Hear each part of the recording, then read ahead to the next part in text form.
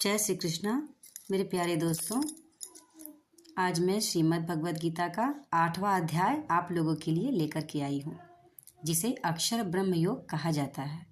उसमें भगवान कृष्ण ने मृत्यु के समय की चेतना, परब्रह्म, कर्म और मोक्ष के मार्ग का वर्णन किया है।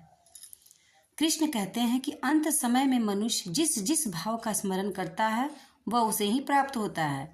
इसलिए निरंतर मुझे याद करते हुए अपना कर्तव्य करो तो निश्चित ही मुझे पाओगे। इस अध्याय के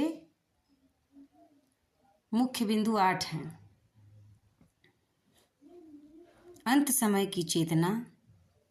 मृत्यु के अंतिम समय में व्यक्ति जिस वस्तु, व्यक्ति या विचार का स्मरण करता है वो उसी को प्राप्त होता है। इसलिए हर समय कृष्ण का स्मरण करने की सलाह दी गई है। अक्षर ब्रह्म और भक्ति। जो भक्त अंत समय में ओम प्रणव ध्वनि का उच्चारण और निराकार का ध्यान करते हैं वे परम लक्ष्य मोक्ष को प्राप्त करते हैं।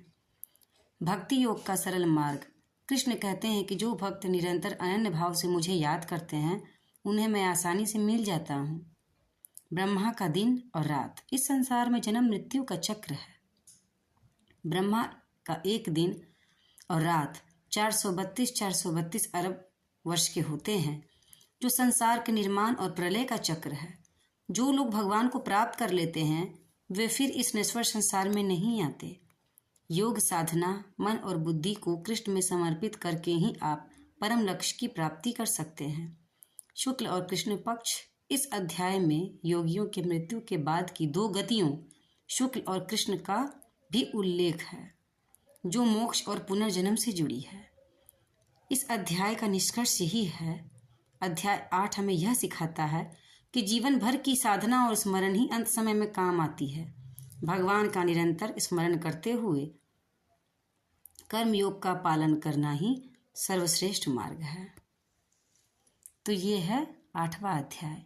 बाकी का अध्याय तो आप लोगों ने देखा ही होगा, सुना ही होगा। 8वां अध्याय भी आप लोगों को पसंद आएगा, जो आप लोग के लिए बहुत उपयोगी है। आज के इस समय में जब सभी लोग इतने ज़्यादा व्यस्त हैं तो गीता पढ़ने का समय शायद बहुत लोगों को नहीं मिलता है। मैंने इसलिए यह छोटा सा प्रयास किया है कि सारांश सुना करके ही गीता का सार आप लोगों को मिल जाता है, ताकि आप लोग को भी लाभ मिल सके। तो आप लोगों के बारे में सोचते हुए ही मैंने ये सब कुछ शुरुआत की है।